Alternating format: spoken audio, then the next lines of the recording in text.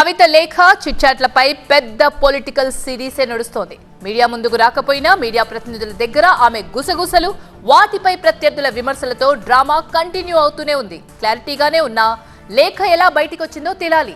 వేరే నాయకుని అంగీకరించేదే లేదంటూ కవిత మరోసారి చేసిన వ్యాఖ్యలు దుమారం రేపుతున్నాయి.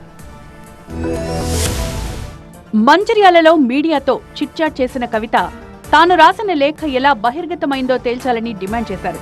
లేఖ రాయడానికి ముందే కేసీఆర్ ని కలిసే అవకాశం వచ్చినా కొన్ని కారణాల వల్ల కలవలేకపోయానన్నారు.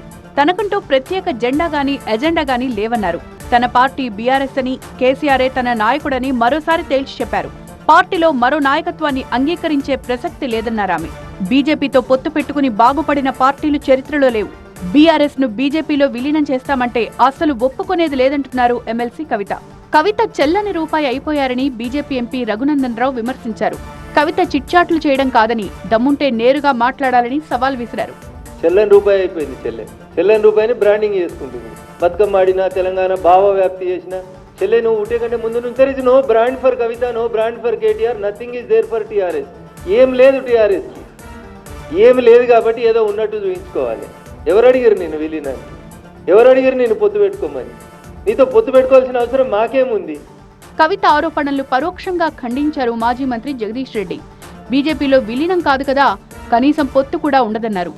14లో 18లో పొత్తు లేకుండానే అద్భుతమైన విజయాలు సార్. మేము విలీనం పక్కన పెట్టండి, అసలు విలీనం అవసరమే లేదు, చర్చనే లేదు. పొత్తు చర్చ కూడా ఎప్పుడు కూడా లేదు. బీజేపీతో మాకు అటువంటి ఆలోచన లేదు. పొరపాట్లు కూడా బీజేపీతో ఎప్పటికి కూడా ఉండదు. ఎప్పటికంటే ఎప్పటికి కూడా ఉండదు. ఇదిలా ఉంటే కేసీఆర్ కుటుంబంలో ఆస్తుల కోసమే గొడవ జరుగుతోందన్నారు మంత్రి కోమటిరెడ్డి వెంకటరెడ్డి. ఎంతసేపు కవిత, కేటీఆర్, హరీష్ రావు, సంతోష్ రావు, వినోద్ రావు, ఈ రావు, ఆ రావు అని అది ఆస్తుల పంపకం కొట్లాట. వాళ్ళు ఎప్పుడు విడిపోరు, ఎప్పుడు కలిసి ఉండరు. పైసలు కాడ వచ్చినప్పుడు పంపకాల కాడ కొట్లాడాలి తప్ప వేరే విషయం లేదు.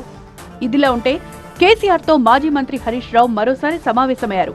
కాళేశ్వరం కమిషన్ విచారణ సమయంలో చెప్పాల్సిన అంశాలతో పాటు కవిత వ్యవహారం కూడా వీరి మధ్య చర్చకొచ్చినట్లు తెలుస్తోంది.